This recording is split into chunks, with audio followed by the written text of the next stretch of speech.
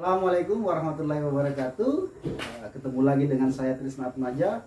Pada kesempatan kali ini saya akan coba berbagi tutorial cara mengisi freon atau refrigeran pada kulkas freezer Panasonic. Nah, untuk mempersingkat waktu, ayo kita langsung eksekusi.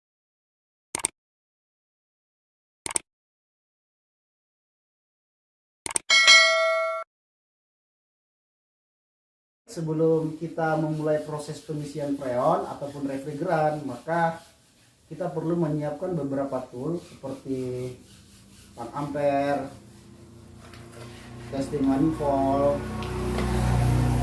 turbo torch, pompa vakum, pipa konektor untuk menyambung pipa kondensor. Ini ukurannya 1/4 dan 3/16. Kemudian ada R134 dan satu set tool. Oke, kita mulai. Nah, di sini adalah posisi dari pipa kondensor yang bocor itu. Jadi di dalam bagian kulkas ini itu ada pipa kondensor yang bocor karena kropos. Jadi kita ganti dengan kondensor yang ada di belakang. Jadi kita double aja ya. Ini sudah nggak dipakai di sini. Jadi nanti di sini tuh mungkin terjadi pengembunan karena fungsi kondensor di sini untuk menghilangkan pengembunan. Jadi selain berfungsi sebagai pembuang panas, di sini juga dia menghilangkan embun di daerah sini nih. Jadi kalau sudah nggak pakai kondensor di bagian ini, biasanya akan terjadi pengembunan atau berair di sini. Oke. Pertama yang kita ini adalah mematahkan pentil pengisian.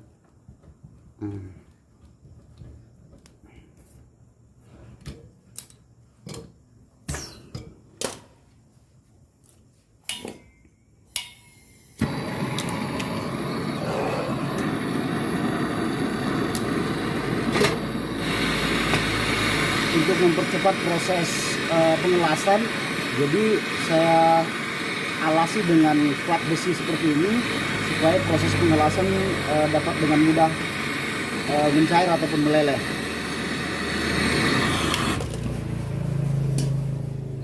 Kemudian kita pasangin pentil. Untuk beberapa teknisi ada yang menggunakan pentil yang setelah diisi kemudian dijepit dengan tang jepit kulkas yang sifatnya permanen. Jadi setelah dipasangin pentil terus dijepit kemudian dilas.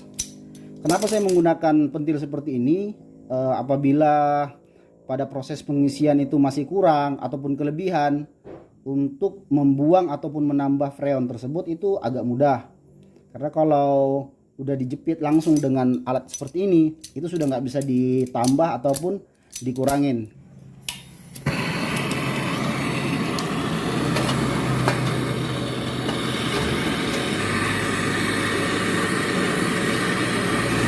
Pada saat proses pengelasan, usahakan pipa yang akan dilas itu betul-betul matang, betul-betul masak seperti ini, kemudian berikan perak seperti ini untuk mendapatkan hasil pengelasan yang baik. Ya. Jadi karena kulkas ini awal kerusakannya itu bocor pada pipa kondensor di bagian pintu depan, di bagian bawah itu ada kebocoran. Jadi untuk mempersimpel dan mempermudah proses pengerjaan, jadi saya langsung ganti aja kondensornya. Jadi saya pakai kondensor ini yang 10U. Nah, untuk jalur ini, jalur kondensor yang masuk ke dalam bodi itu kita potong. Kita pasangkan kondensor lagi di dalam, di belakang. Oke, kita mulai ya proses pemasangannya. Setelah kondensor kita pasang seperti ini, kita tempelkan di kondensor, tapi dikasih jarak ya. Jadi di sini untuk membuat spasi saya pakai karet molding bekas kompresor AC sebagai spasi untuk kondensor yang pertama dan kondensor tambahan. Jadi kondensor tambahan ini sebagai pengganti kondensor yang ada di dalam bodi. Jadi nanti kita akan memotong jalur dari pipa kondensor dalam ini, kemudian kita sambung ke pipa kondensor bagian luar, kemudian masuk ke sini. Setelah itu akan kembali ke sini dan kita sambung ke filter. Oke, lanjut.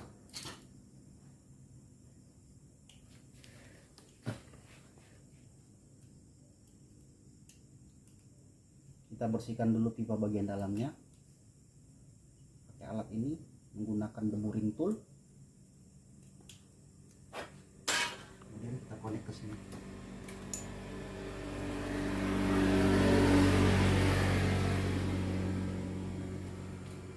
Kita bersihkan dengan amplas.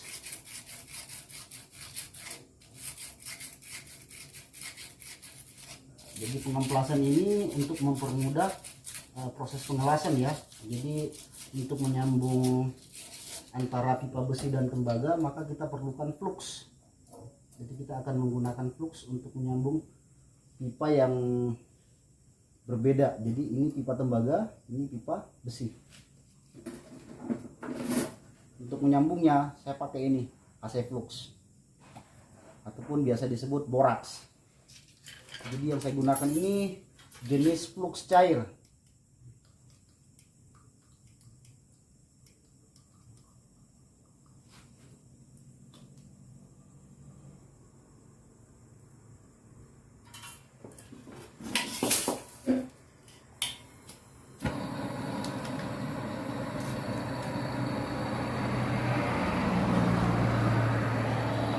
Penting yang perlu diketahui untuk proses pengelasan, usahakan pada saat mengelas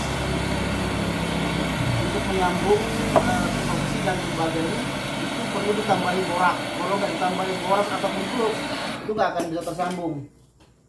Jadi pipa tembaga dan pipa besi ini tuh nggak bakalan bisa nyambung kalau nggak pakai flux. Jadi kita harus pakai flux ya.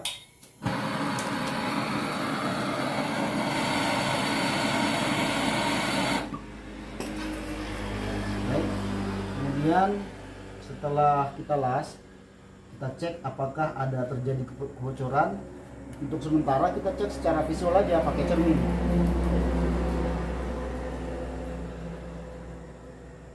Oke, aman.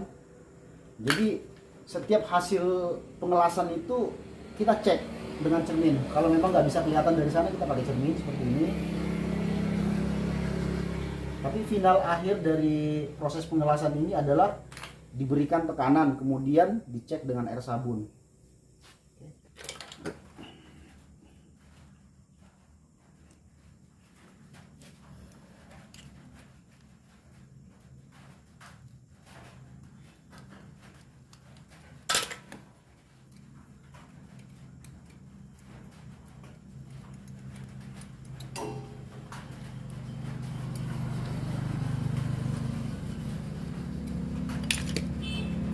Kita bersihkan dulu kondensornya, kemudian kita sambung menggunakan pipa tembaga.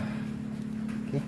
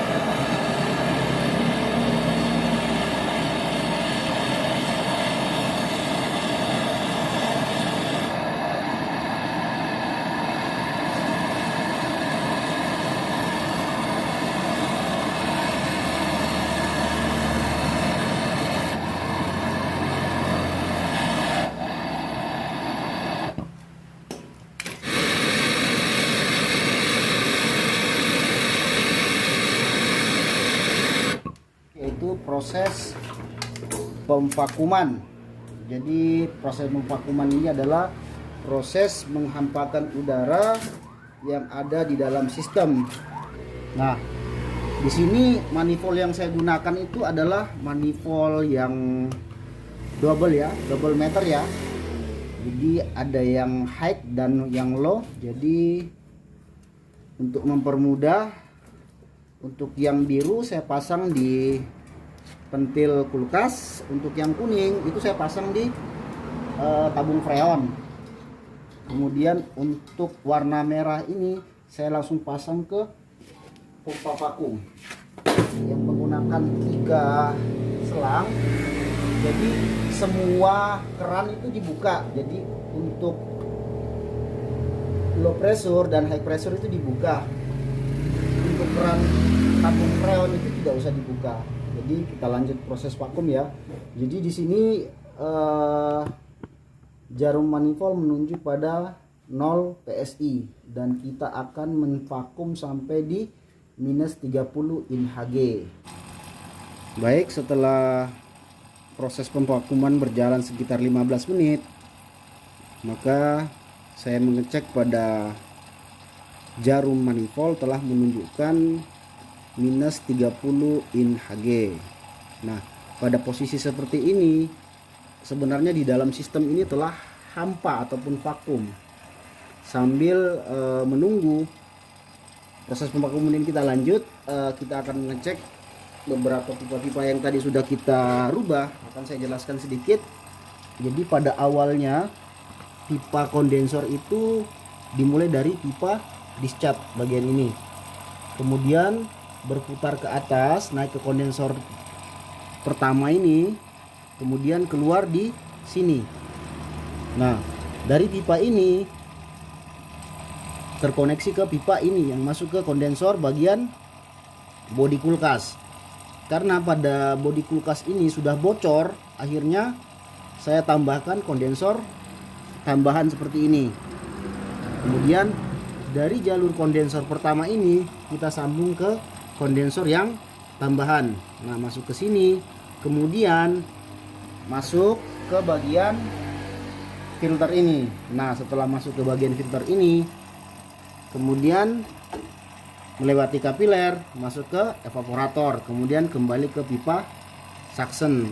Nah, penting untuk diketahui sebelum mematikan pompa vakum, alangkah baiknya apabila kita mencabut dulu selang manifoldnya, baru kita matikan.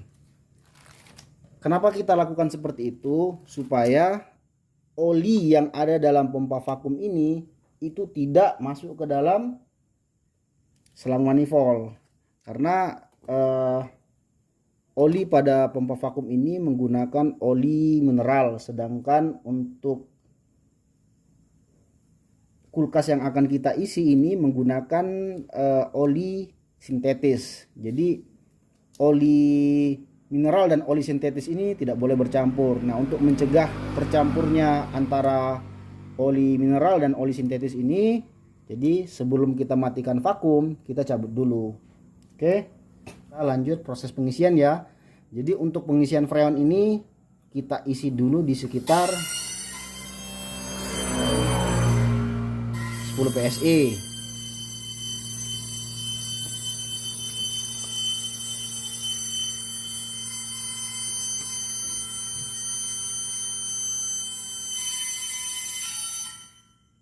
Kelebihan ya.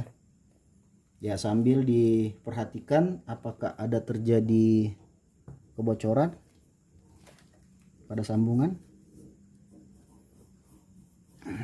Oke. Kita tambah lagi ya sampai ke 50 PSI.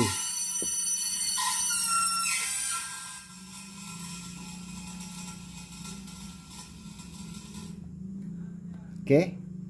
Setelah tekanan freon mencapai 50 PSI, kita lakukan pengetesan kebocoran. Oke. Sambungan-sambungan, siapa tahu ada kebocoran. Jadi sebelum menghidupkan kulkas, kita cek dulu kebocoran-kebocorannya. Kita menggunakan air sabun.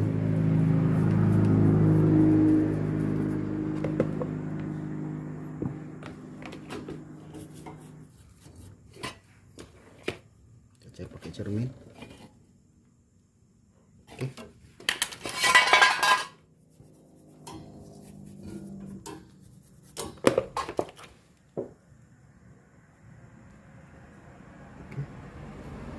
Aman.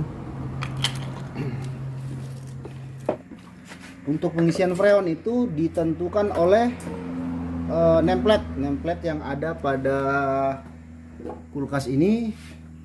Jadi yang dibutuhkan di sini R134 sebanyak 180 gram dan arus listrik yang masuk di sekitar 1,1. Kita kaitkan di salah satu kabel yang menuju kompresor.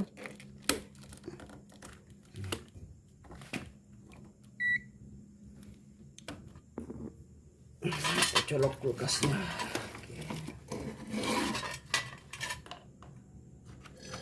Nah, fokuskan ke sini. Nah, sambil memperhatikan kulkas ini, pada proses pengisian freon itu biasanya akan muncul ciri-ciri sebagai berikut. Yang pertama itu pada pipa kondensor itu akan terasa hangat. Ya, ini sudah mulai terasa hangat dan tekanan yang kita akan isikan ini sekitar 10 sampai 15 PSI. Nah, pada kondisi seperti ini biasanya dalam evaporator akan terdengar suara air gemericik. Sedikit-sedikit akan bunyi seperti suara air mengalir. Itu terjadi karena proses pendinginan yang terjadi di evaporator. Jadi kita lanjut ngisi ya. Ini kan belum sampai di 0 PSI. Jadi kita tambah sampai di 0 PSI.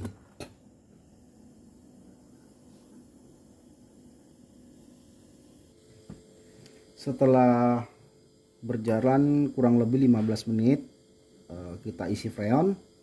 Di sini tekanan freon sudah menunjukkan sekitar 15 PSI. Jadi untuk sementara pengisian freon kita stop dulu, sambil menunggu di dalam kita lihat apakah sudah ada ciri-ciri suara gemericik air.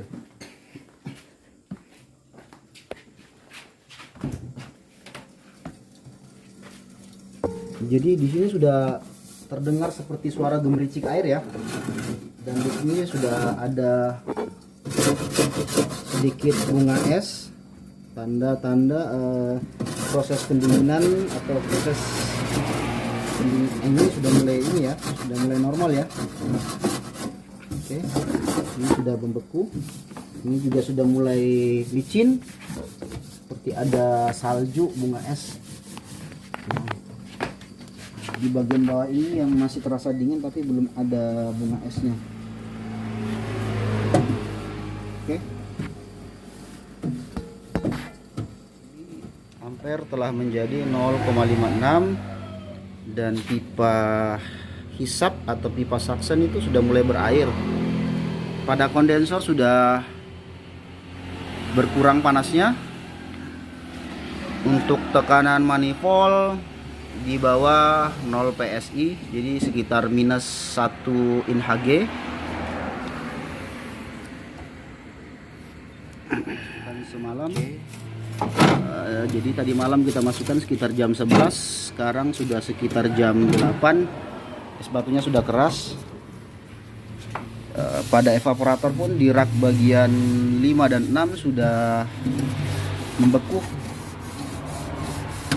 Jadi sudah ada bunga es, untuk asap juga sudah keluar. Nah, yang penting ini untuk diketahui adalah ini sisi-sisi bagian pintu ini biasanya mengembun karena pipa kondensor yang harusnya ada di dalam sini sudah kita ganti, sudah tidak kita pakai. Jadi terjadi pengembunan di sini. Jadi bagian pintu, sisi bagian pintu ini semua terjadi kondensasi. Demikianlah video tutorial saya. Semoga apa yang tadi saya sampaikan bermanfaat dan Akhir kata dari saya, wassalamualaikum warahmatullahi wabarakatuh.